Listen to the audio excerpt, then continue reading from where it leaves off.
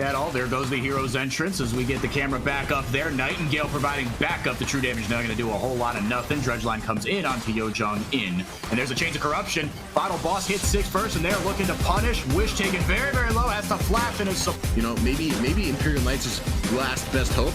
We see we see a Gate coming through. Gate coming through top. There's some shenanigans down in the bot lane. The EQ tries to save Zark, but it's not going to happen. Clancy taken very, very low. Go looking for the kill onto Jo Young In. Not going to die for it, but neither is Jo Young In. He will back. No follow-up on the top side. I am Hobby. Tried to save his top laner, but that's the first kill of the game for Imperial Knights. And now trapping into the Cataclysm, has to flash away. Oh, he flashed. Did he bug out? Did he like flash right into the turret? I'm not sure what happened there. It almost looked like he just disconnected, or maybe he just gave up, like Wish should give up as he gets dove perfectly by Curious and Clancy. There was actually a... Over to final boss. Masashi Kun trying to punish a little bit of overextension by I Am Hobby, who he does have a level advantage over, has the EQ out of there. Taunt coming in from Nightingale. It will be eventually. Anyway, Clancy has entered the chat. Masashi Kun lent to start on Nightingale. He's taken very, very low. The Ignite not going to help things either. There's the Equalizer, and Jo Young In picks up the kill on the Galio. Clancy will go down eventually as well. 3, 2, 1. Almost got the dredge line out, but Wish picks up his first kill of the game, and the bot lane that was so behind for Imperial Knights back online. They've given their team back the lead in kills. Look, Curious in trouble too now. Yeah, he might get punished here. His support died a little while ago. Trying to take someone down with him. Masashi Kun taking so low. The damage ticking not going to be enough. Big.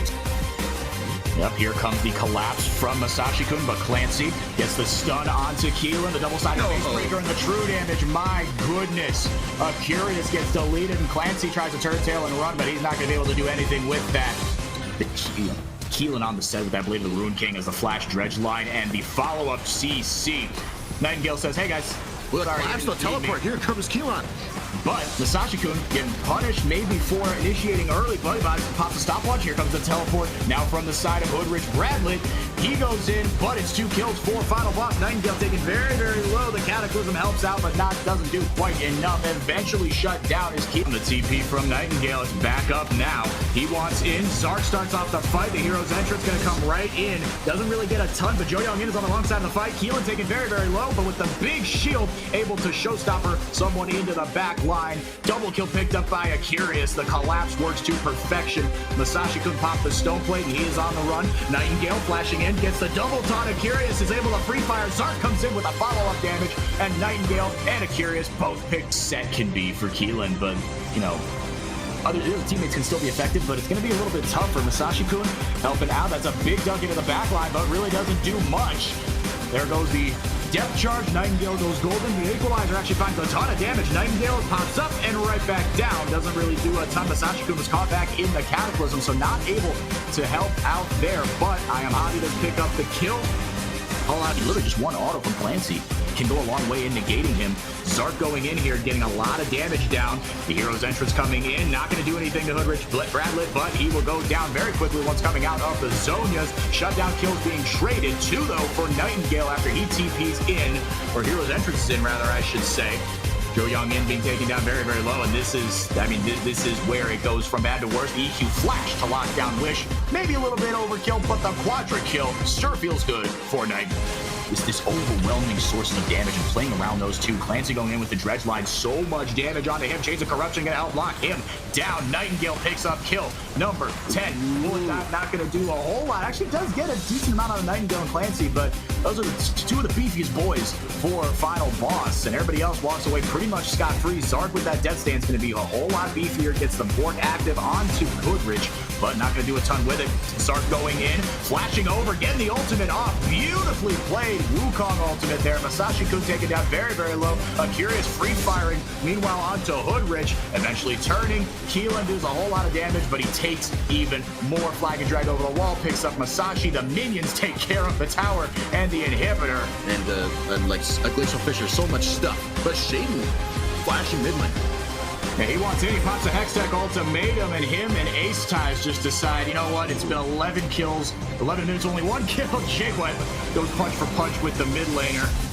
Glacial Fissure coming down. There goes the box. Edwin just trap, but flashes right out of it. Clever stuff as a support, so There's a little more pressure, but now they decide, screw it, we're not going to let this go any longer. There's the TP. Antonio has to flash away, takes a whole lot of damage. Moonlight Vigil comes out, and actually gets pretty good damage onto 3 members of Death Guard. Grief taken so low, the teleport coming in. The cavalry gets called in form of Herbie. He comes in, pops the equalizer, gets a little bit onto Ace, comes up and right back down. Top laner is Camille. That is a split pusher. That is a, damage threat and team fight facilitator. But now the Dragon disengaged on after the Herald was popped. Edwin taken very low. He dashes away. Moonlight Vigil bounces over to the support.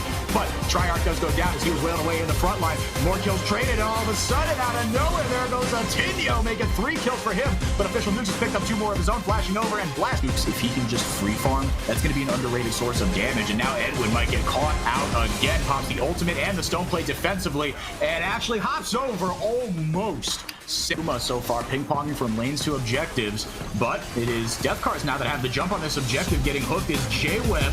Triarch goes in, not able to find the steal. It's Herbie that picks it up, so 3-1. They delay the soul, but that's so much damage coming in from Atinio. Pops all his summoners, and the ultimate not needed.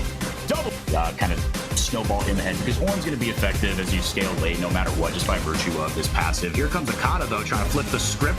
Flash comes in from Keelan, trying to Over this Raptor camp. Let's see. Guy gets a flash right out of Masashi-kun. But damage coming in from Victor as well, trying to zone out Akata. But Akata, too, picks up the kill onto Masashi-kun onto his opposite jungler. Here comes Joyoung in, though. Flashing in, gets a whack and a swing onto Akata. Has to flash away. So he was taken on a trip. And look at the collapse bot lane. Favorite rocket ship, but now on the bot lane, there's the all-in EQ pop right in from Trivia Boy, punishing Joyoung in, getting some help from Akata too. He is all over the place. He's got 6. So now with the Weaver's Wall added pressure, Akata 2 has done a good job of getting all over the place. Life Orb disintegrate. CS up in camps, up in pressure, 3-0, and now bot lane the engage. Oh, that is so much CC. Joyoung in could do absolutely nothing. The bullet time not only took him down, but also zoned Wish right out of that fight. That is one healthy Trivia Boy, and consumed as well, feeling absolutely nothing. Looking for a dive here now on the other side of the map. Oh, swing and a miss on the Glacial Prison. Ryzel avoids it, but with a little bit of help from his friends. Looks like he will eventually go down, but not if Akata has anything to say about it. He picks up the kill onto Masashi-kun, actually goes in the pocket of Ryzel as he launches the Forge God into battle. Hook valuable, but if you can E right in and in close quarters, fighting through the jungle, get that E and knock up Joyoung in like he did there. And with Akata following up, you don't even need to have him be that close with that Life Form Disintegration Ray and the bullet time. Just so much range on these ultimates, but outflanking is Masashi-kun. Where did he come from? Well, he's going back to whence he came, which is the Death Realm. Oh, baby. You pick up a kill, but you trade your life for it, as Lave Umbra pretty quick to turn that right back around. That's an oof. That's the technical term. Masashi-kun flashing in, getting a couple stacks, make that 4 onto Akata. The Dredge line coming in for the follow from Joyoung in, but turning and wailing away on the damage onto Masashi-kun is Akata. He's got that ult on such a low cooldown. Uses it there, gets so much damage before falling to his death. But who's also there? It's consumed. Going on a trip in his favorite rocket ship is Ryzel in Keelan's. After TP and Flash was popped, nothing he can to make a choice here. Yeah, they're using, trying to force some sort of numbers advantage. Keelan in the front line might get punished. The GLP helps lock it down. Does survive a lot longer than I thought. He's in the Death Realm with Ryzel, but Ryzel might beat him in his home court. He pops out and pops him right back to the Death Realm. Here comes the call of the Forge God. Ultimate not gonna buy a little bit of time, but eventually pop back with the really strong for them. But now, top side of the map, a fight's happening.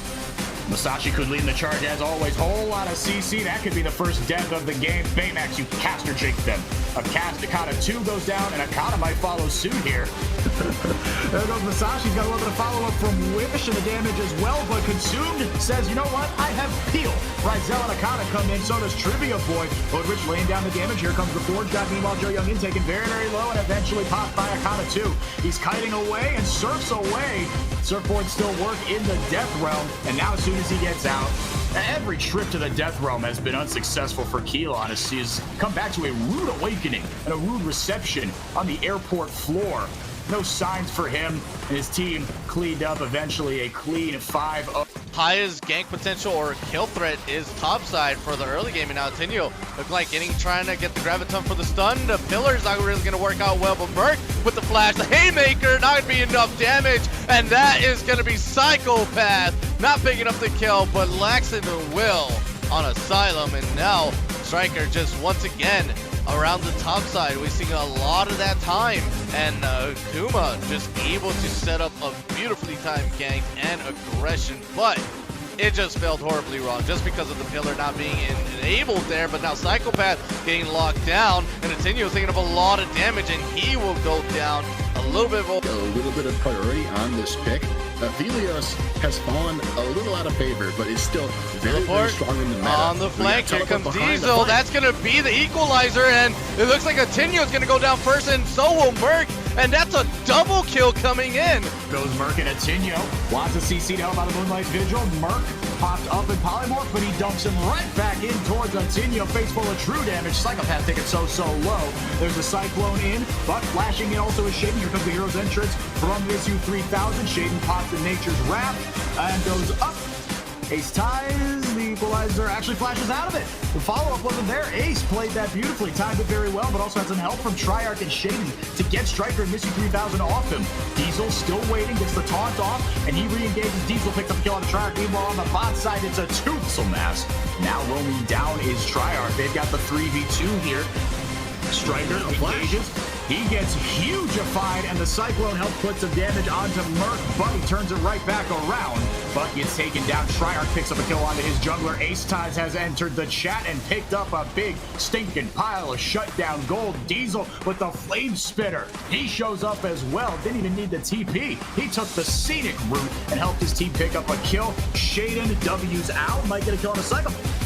I love a good Hexed flashing support. Few things make me happier. Merc might get caught out here, but here comes the cavalry. Ace Ties is there. He's got his ultimate up. Will he use it offensively or defensively? Missus 3000 uses his offensively, gets exhausted in the front line, but not before helping to take someone down really low. Merc taken down very low, but his AD carry is smurfing Ateneo. A couple of kills on the Aphelios. He's still wailing away on the tower. Triarch picks. They're certainly trying to win the Vision War. Striker playing the front line in Wukong very well.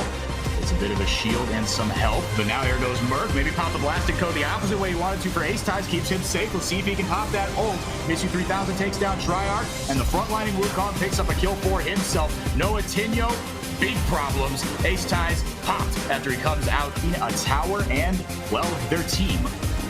Striker and Shaden on the top side in the pinch point in the jungle, but dashing in and getting polymorphed and popped right back up is Ace Ties. Pops the double defensive. Not sure about that, but there's the second defensive. My apologies. The equalizer doing a lot of work, but he's able to mitigate most of that damage via the invulnerability. Diesel giving chase. He could get punished here. That's a whole lot of damage coming in from Ateneo. He's free firing and kiting, flashes away, but gets taunted. Actually, no pillar. I'm trolling.